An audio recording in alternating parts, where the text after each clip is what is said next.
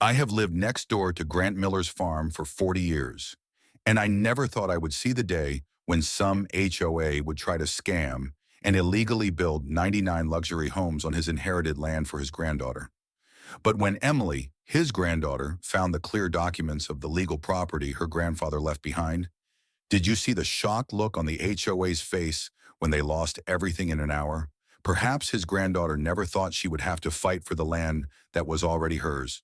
It all started last May when Grant passed and left the 250-acre farm outside Apache Peak to his granddaughter, Emily Howard. She's a city girl, works a busy job, so she don't get out here much. I reckon that's why them Sunny Hills HOA people thought they could waltz right in and build 99 luxury homes on her inherited farmland.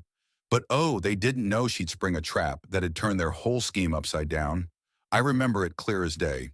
It was a Tuesday, 7 a.m., when I picked up the phone and called Emily. "They're building houses on your property," I told her, my voice shaken with anger. "Big yellow machines started digging yesterday. You need to get here quick." At first, she probably thought I'd lost my marbles, maybe figured it was just some workers straying over the line by mistake. But I don't exaggerate. No, sis. Them Sunny Hills folks had signs up everywhere. Big ones, saying they were planning nearly 100 houses right where Grant's East Fields used to be. Emily must have thrown some clothes into a suitcase and driven at full speed from the city, 'cause 4 hours later, I saw her car tearing down the dirt road to Grant's old farmhouse. I reckon that familiar path didn't feel so familiar no more. Not with all that racket from heavy machinery shaking the peace out of the countryside. When she crested the hill looking over the eastern part of the property, I bet her heart just sank. Bulldozers and excavators were ripping into the dirt where Grant used to grow his corn and soybeans. Workers in hard hats buzzed around like ants, spraying bright orange paint all over the place. And there it was, a big old sign by the road, "Future Home of Sunny Hills East." 99 luxury homes starting at $550,000. Emily parked the car and walked straight up to the woman standing to the side. Karen Rodriguez, she called herself, president of the Sunny Hills Homeowners Association. Karen was all dolled up in spotless beige pants and a crisp white blouse, looking like she'd never touched a speck of dust in her life. Hair perfect, clipboard in hand, yammering away on her phone. When she hung up, Grant's granddaughter said, "Excuse me, what's happening here?" Karen gave her this look, like she was some pesky salesman bothering her day, and said real smooth, "We're preparing for residential development. I'm Karen Rodriguez, Sunny Hills HOA president." Stuck out her hand like it was a chore. "This is my land," the Emily shot back, ignoring that handshake. "My grandfather, Grant Miller, owned this farm. He passed away recent, and I inherited it." Karen just smiled that fake smile that don't touch the eyes and said, "There must be some misunderstanding. Sunny Hills Development bought this parcel last year. We got all the permits and approvals. Grant's granddaughter wasn't having it." "That's impossible," she said. "Grandpa would never sell this land." Karen shrugged, all pity-like, and said, "Maybe he didn't tell you. The sale was finalized 9 months ago. We've been planning this for years. Now, I knew Grant better than most, and that didn't sit right with me, or her neither. He'd been sick them last few months, sure, but his mind was sharp as a tack. He'd never sell this farm without a word. Loved it too much. Something was off." "I need to see those documents," Emily demanded. Karen handed her a business card, cool as you please, and said, "You're welcome to contact our legal department, but I assure you everything's in order. Now, if you'll excuse me, we've got a schedule to keep." Then she turned away, already dialing up somebody else. Poor thing just stood there, watching them machines tear up the soil that had fed her family for generations. Later, she came back to the farmhouse, and I was waiting on the porch with a pitcher of iced tea and a knot in my stomach. "They started showing up with measuring tools about 3 months back," I told her. "Your grandpa was madder than a wet hen, kept saying they had no right, that they were trying to steal what wasn't theirs." Emily asked me, "Did he ever mention selling any land?" I shook my head. "Never. Grant swore this farm would stay in your family forever." My eyes got all watery thinking about it. The day before he went to the hospital for the last time, He was rummaging through his old office, saying he had to find something important to protect the farm. That's it, folks. Me, Mrs. Peterson, telling it like I saw it. Them Sunny Hills people thought they could pull the wool over our eyes, but Grant's granddaughter wasn't about to let that happen. After Grant passed last May, his little office in that farmhouse hadn't been touched. I couldn't bring myself to go through his things when I stopped by for the funeral. Emily said, "Too many memories, you know?" But after them, Sunny Hills folks started tearing up his land. His granddaughter knew she needed answers. Emily told me how she stepped into that small room, still smelling of Grant's pipe tobacco and old books. Shelves were crammed with farming almanacs, family photo albums, and decades of records. Grant tracked everything, from rainfall to crop yields to tractor fixes, all in that neat handwriting of his. She figured if he'd kept anything about the property, it'd be in there somewhere. Started with the filing cabinet, pulling open drawers stuffed with folders sorted by year. But nothing.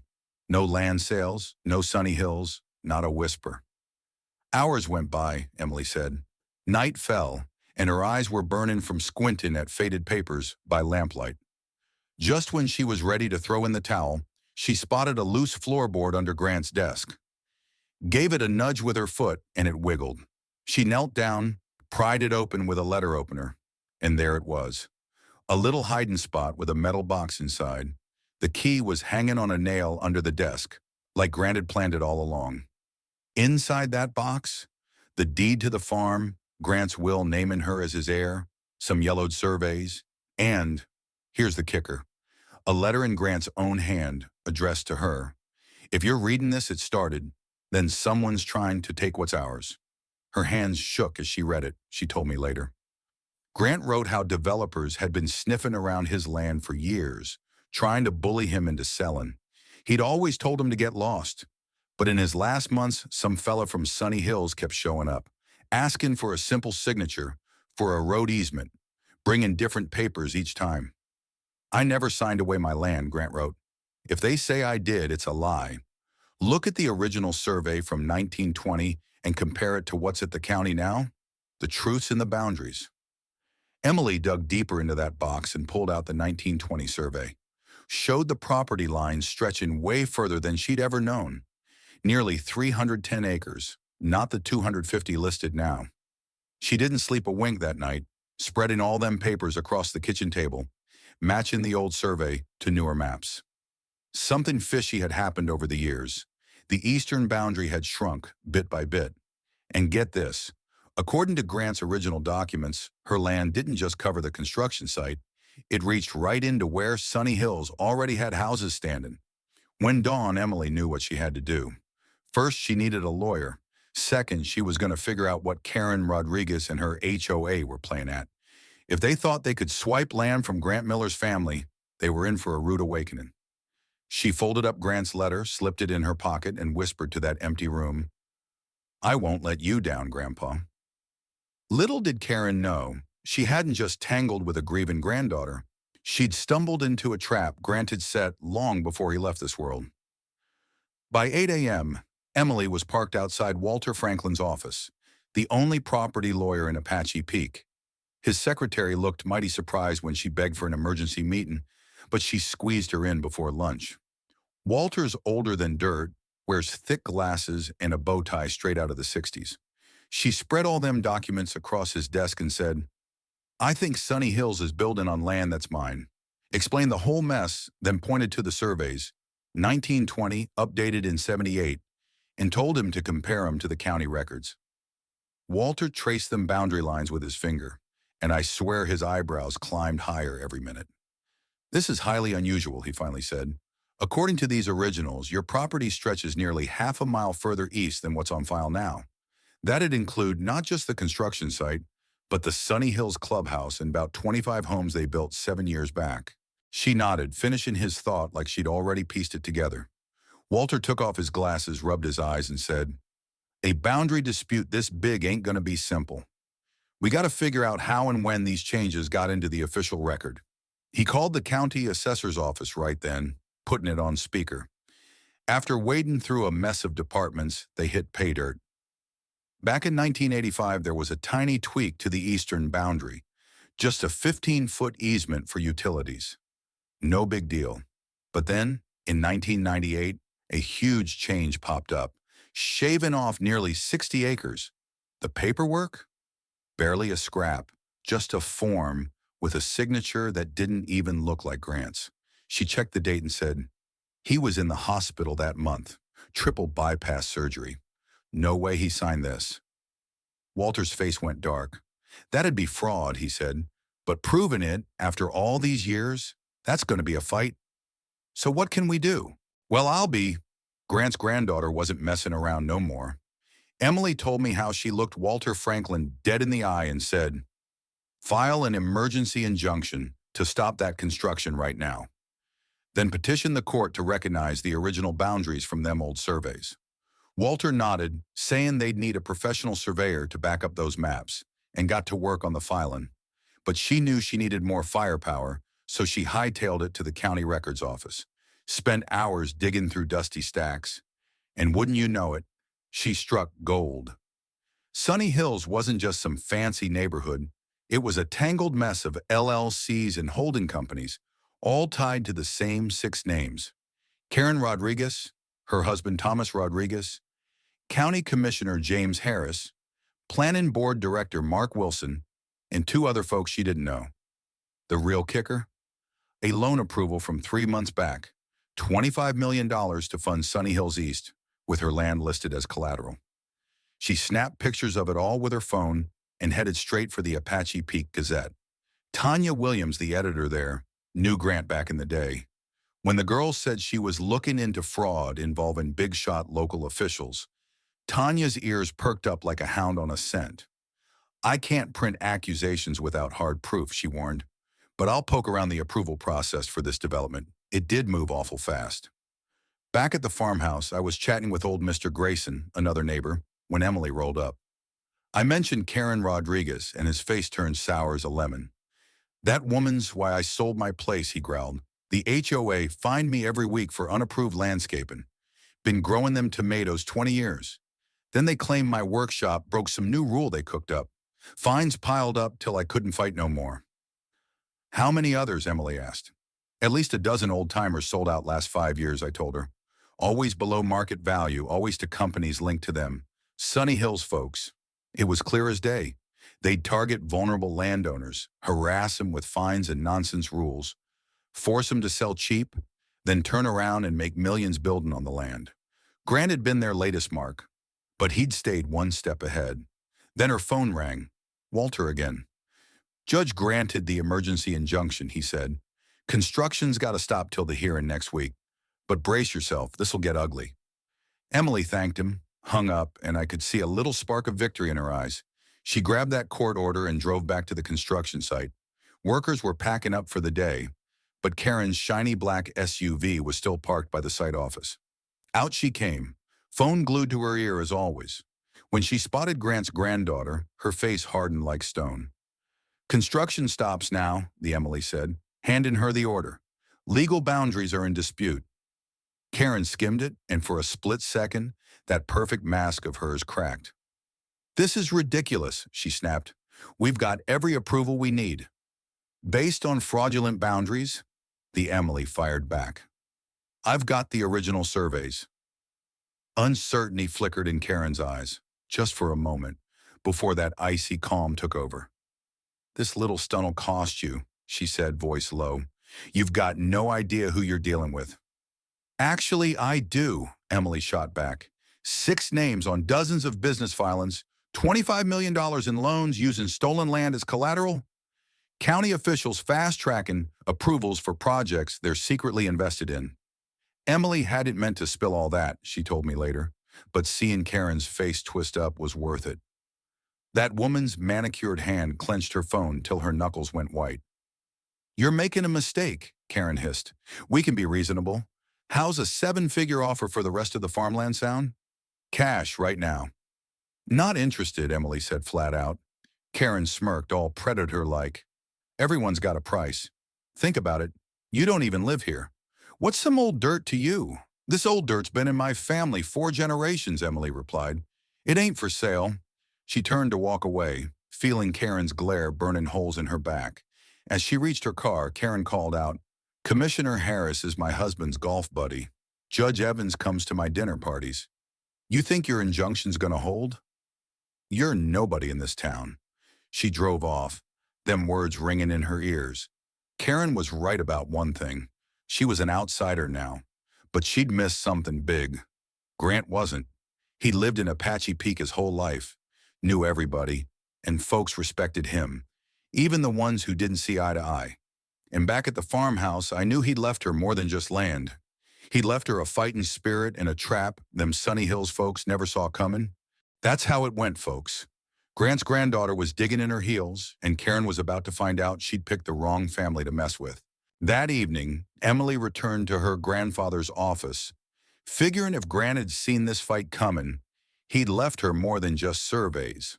She searched every nook and cranny, every folder, every notebook. Then, in an album labeled Community Picnic 2019, she hit the jackpot. Dozens of photos of Grant with neighbors, local shopkeepers, and families who'd known him forever. On the back of each one, he'd scribbled names.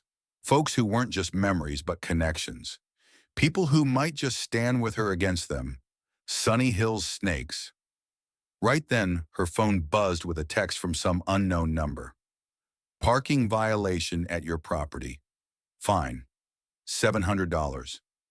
Sunny Hills HOA compliance."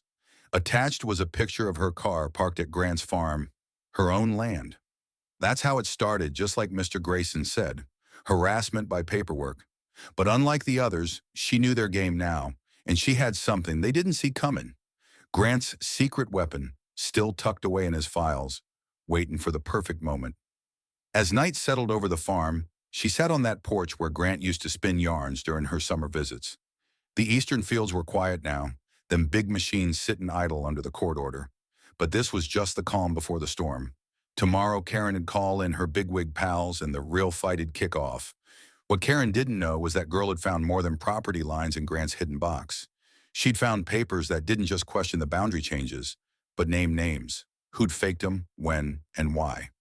Karen figured she was dealing with some city kid clinging to sentimental dirt. She had no clue she was up against Grant Miller's ghost, a man who'd tracked every shady deal and crooked approval for years, building a case while they thought he was just a cranky old farmer. The trap was set. All Emily had to do was let them go deeper into it.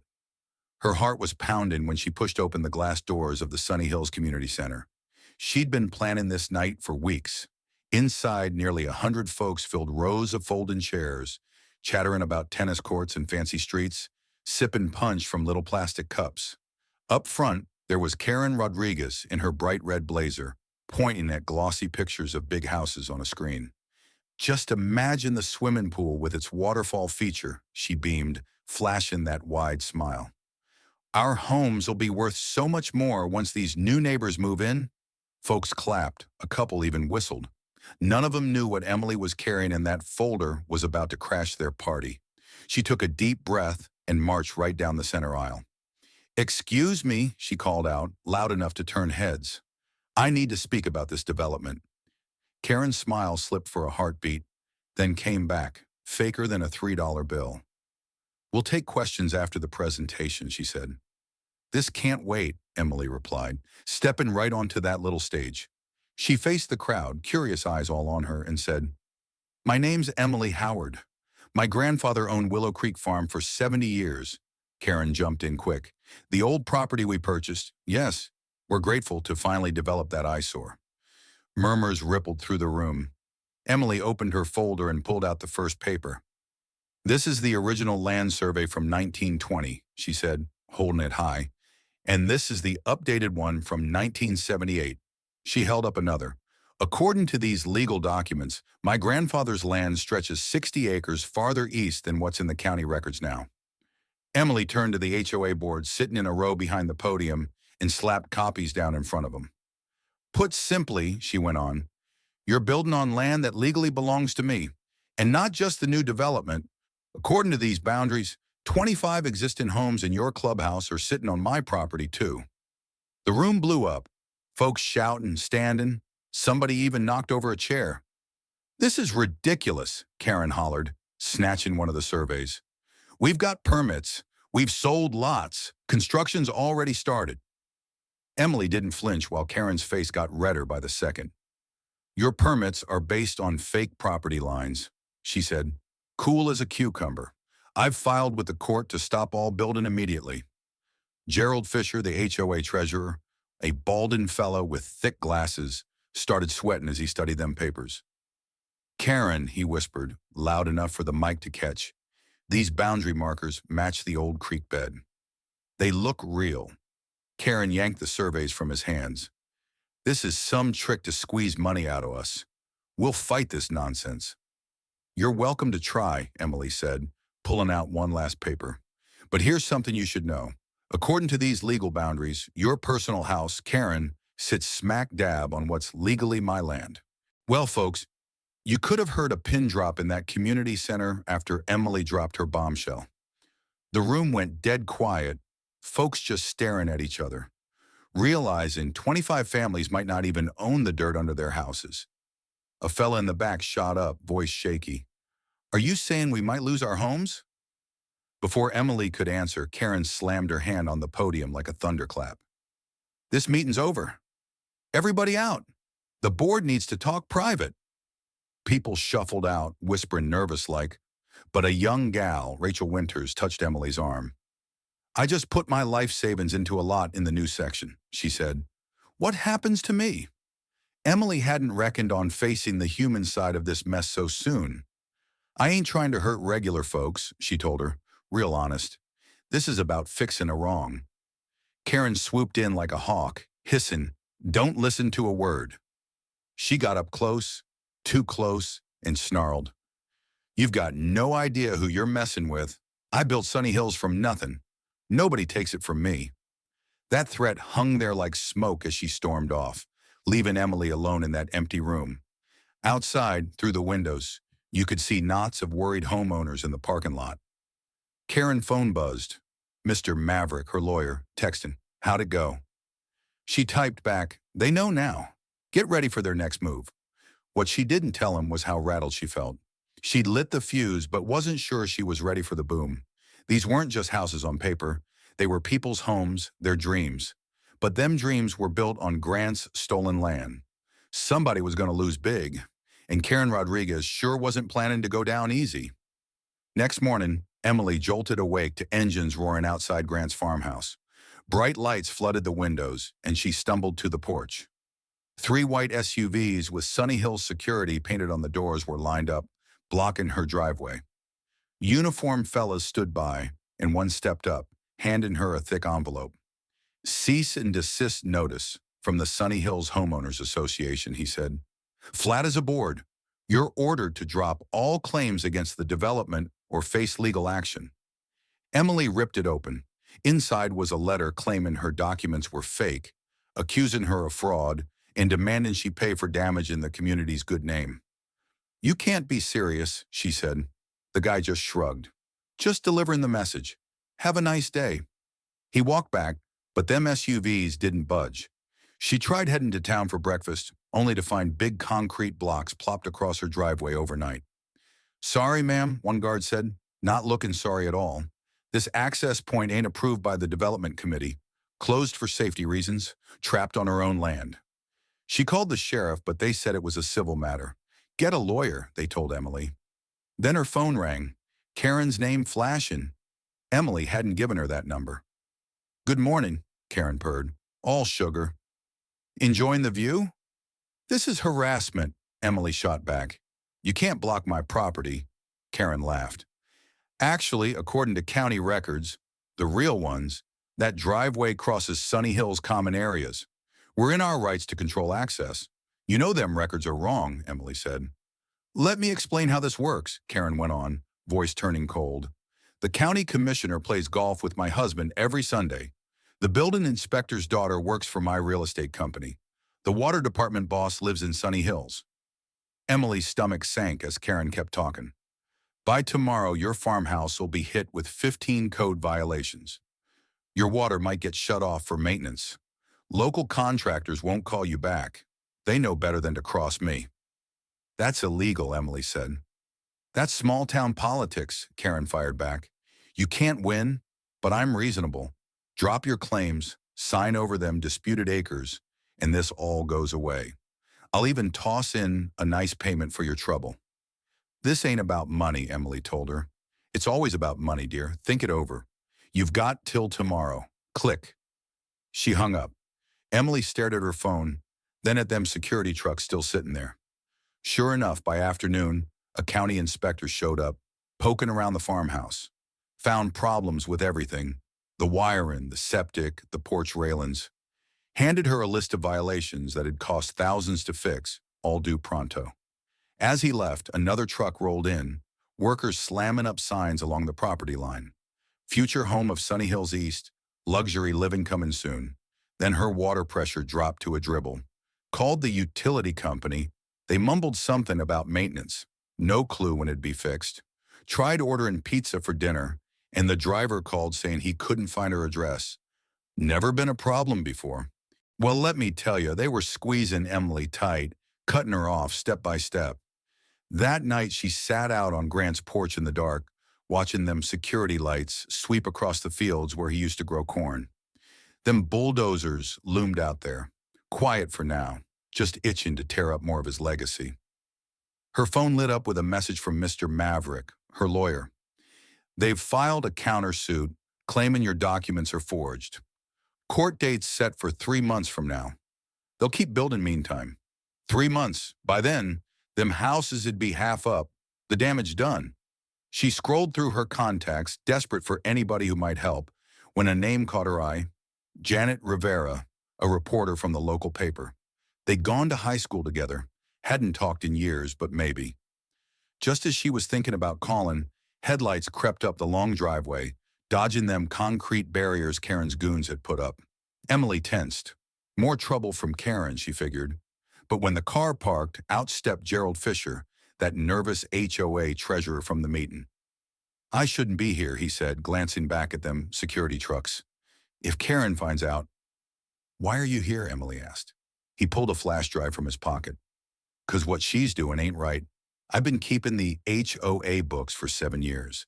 There's stuff you need to see. She let him in, away from prying eyes, and at her kitchen table, he fired up his laptop, showed her financial records, meeting minutes, emails. Lordy, it was a mess. Karen and the board have been using HOA funds like their own piggy bank, he said. Special fees that vanish, contracts going to family, reserve funds funneled into side businesses. Why show me? She asked. 'Cause I ain't the only one fed up, Gerald said. Lots of us are sick of her rules and her iron fist. When you showed up with them property papers, it was the first time I've seen her sweat. He pointed to a spreadsheet. Look here. Last year's special assessments. Every homeowner paid $3,000 for road repairs. Work cost half that. Rest just, poof, gone. That's theft, Emily said. Gerald nodded. And more.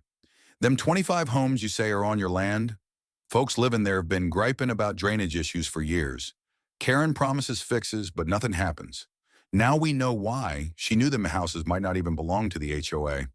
While they talked, her phone started buzzing with texts from numbers she didn't know. We support you against Karen. The Millers, 42 Sunny Pine Lane. She fined us $700 for planting veggies instead of flowers. Can we help? Jackson family. Our kids' playground got yanked without notice. We want to join your fight. The Rodriguezes. Gerald cracked a little smile. I might have slipped your number to a few friends. For the first time since this whole mess started, Emily felt a spark of hope. Karen had power, connections, money, but she'd made enemies too, and plenty of them. We need a plan, Emily said, and I think I know where to start. As Gerald snuck off, driving careful past them security trucks, a light rain started falling on them half-built houses in the distance.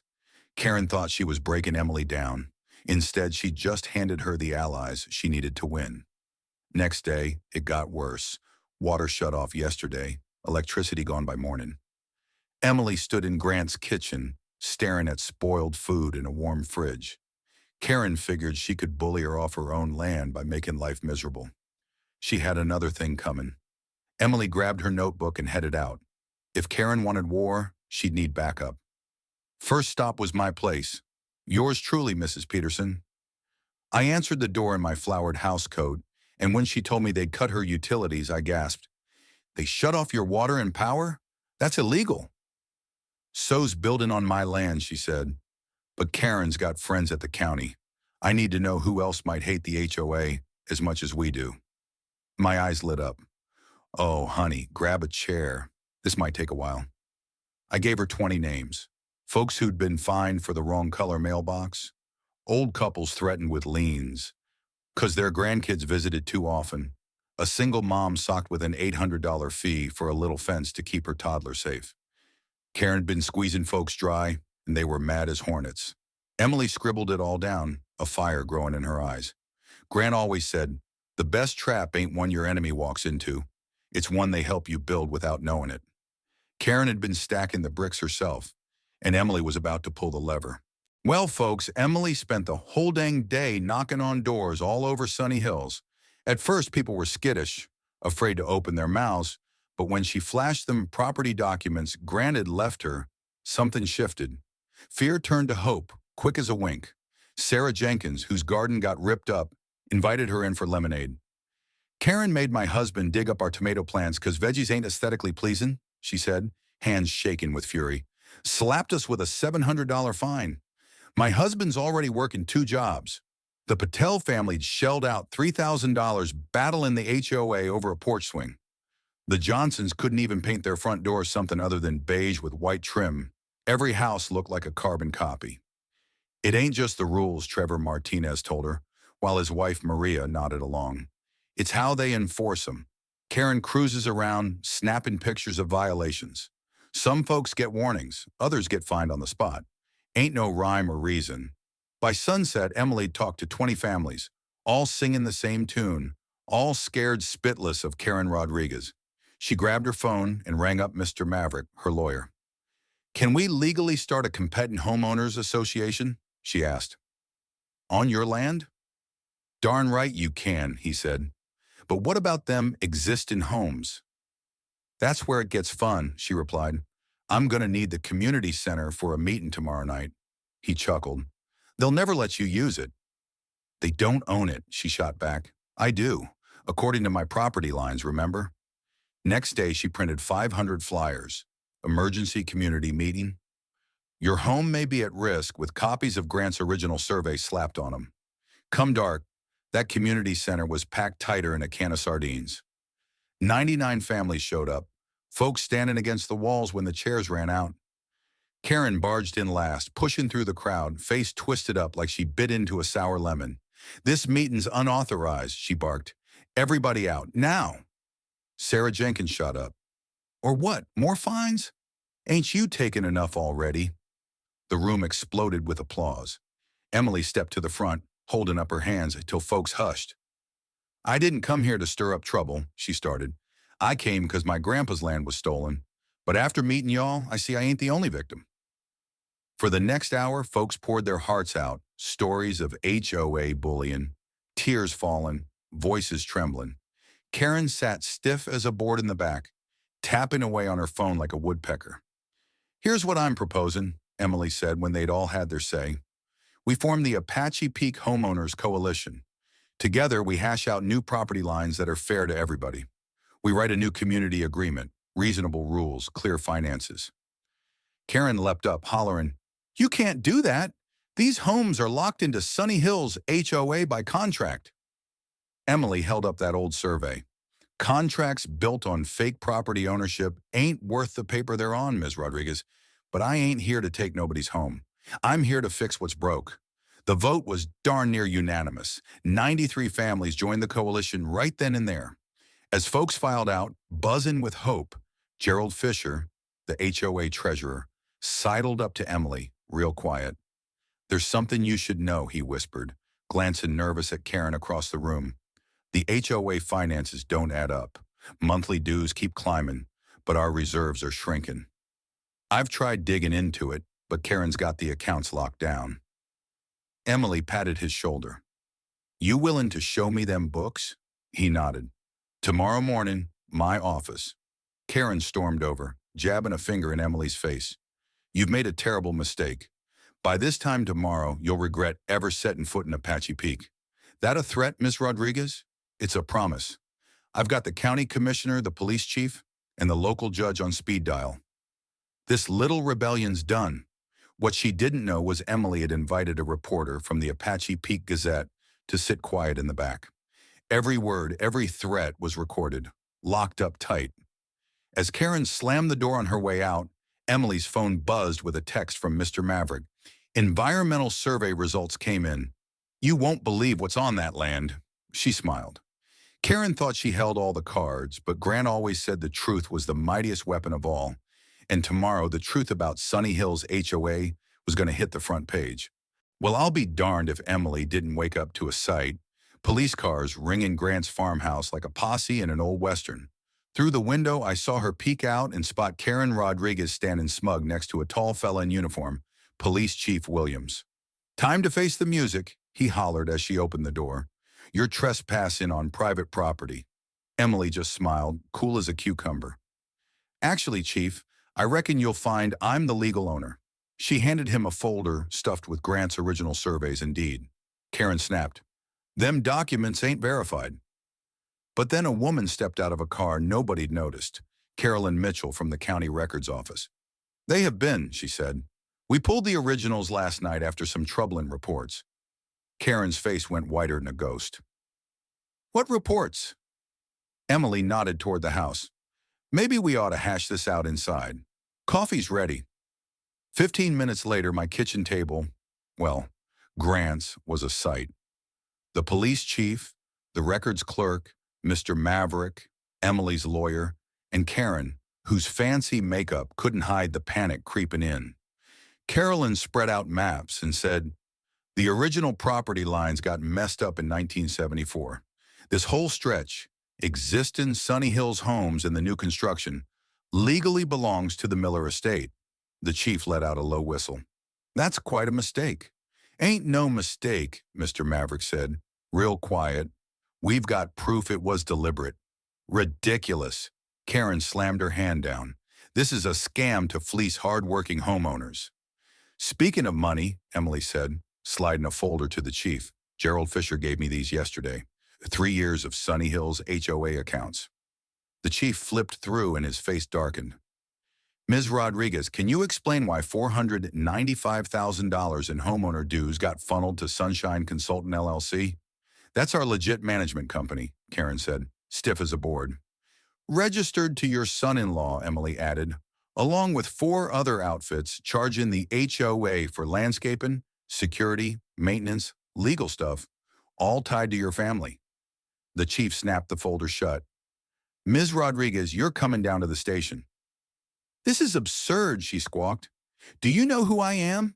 My husband golfs with Judge Harrington every Sunday. But the chief hauled her out, still yammering. Carolyn turned to Emily. What now? Them folks' homes? I ain't planning to evict nobody, Emily said, but the development's gotta stop till we survey them wetlands proper. By afternoon, construction was dead in the water, and news vans lined the street outside Grant's place. Emily's phone wouldn't quit ringing, worried homeowners blowing it up. She called an emergency town hall that night, and the only place big enough was the high school auditorium. Near 400 folks crammed in, homeowners, construction workers out of jobs, county bigwigs, and nosy locals. The air was thick with fear and mad-as-hell vibes. Emily took a deep breath and stepped up to the mic. My name's Emily Miller. This was my grandpa's land. I didn't come looking for trouble. I came to honor what he left me. Shouts cut her off. What about our homes? We'll sue. My life savings is in that house. She raised her hands. Please, I ain't here to take nothing from y'all. I've got a fix that'll work for everybody. The room hushed a bit. First, she said, all existing homeowners will get proper legal deeds to their property. Nobody's losing their home. Murmurs of relief rippled through. Second, the new development's getting redesigned to protect them wetlands Grandpa loved. They ain't just swamps, they're habitats, flood protection for the whole dang area. She clicked to a slide with Grant's environmental studies. These wetlands got 3 endangered species. Building on them ain't just wrong, It's illegal under federal law. A fella stood up. I put my life savings into a lot in the new section. What happens to me? Fair question, she said. We're setting up a property exchange program. Anybody who bought in the protected zone can swap for an equal lot in the redesigned plan. Nobody loses a dime. For the next hour, she laid it all out. A vision for a community that mixed homes with nature, run fair and square, clear rules, honest fees that had actually fixed stuff. No more funny business. Folks started nodding, some even clapping. Karen thought she'd bury Emily, but Grant's truth was rising up, and it was a sight to see. Well, folks, the town hall was still humming when Sarah Jenkins grabbed that microphone. I've lived under Karen's thumb for 8 years, she said, voice steady but fierce. Couldn't paint my door blue, couldn't grow tomatoes, couldn't let my kids play outside after 7 p.m. 'cause of some noise rule. Is that really the community we want? She looked around, and you could feel the room shift. By the time that meeting wrapped, over 400 folks had signed up for the new Apache Peak Community Association. Even some of Karen's old cronies jumped ship. Gerald Fisher, bless him, stepped up to help untangle that financial snarl she'd left behind. The next 6 months? Hoo boy, they weren't no picnic. Karen threw fancy lawyers at it, trying every trick in the book to flip our claims. But Grant's evidence was ironclad. She finally took a plea deal on them fraud charges and slunk off with her tail between her legs. Now here we are, a year later. I'm sitting on Grant's porch with Emily, watching kids zip by on bikes past houses with doors painted every color under the sun, red, yellow, blue, you name it. The community garden's a sight, Sarah's tomatoes shooting up tall, neighbors swapping tips over the fence. Behind us, Grant's farmhouse ain't just a house no more. It's our community center. Classes, meetings, and shindigs happen there every day. Them wetlands, safe under a conservation easement, with walk-in trails and signs telling folks about every plant and critter worth knowing. I hand Emily a glass of lemonade and settle in beside her. Your grandpa'd be busting with pride, I say, pointing to where construction's finally rolling again. Smaller homes, more green space, solar panels gleaming on every roof. I found something cleaning out his study, she tells me, pulling out a faded notebook. Grandpa's journal from 40 years back. He fought them original developers too, when they first tried building on the wetlands. I smile wide. He always said you were just like him, stubborn as a mule when it came to fighting for what's right. Out in the distance, a blue heron lifts off from that protected marsh, gliding over homes where folks now live easy with the land. Emily leans back, sipping her lemonade. Sometimes the best trap ain't about catching somebody doing wrong, she says. It's about showing them a better way to do right. Karen's HOA tried to steal my land, but they ended up giving me something way more valuable. If you find the situation in this story interesting, please press the like button, and if you want to hear similar stories, don't forget to subscribe to the channel so you don't miss the next exciting story.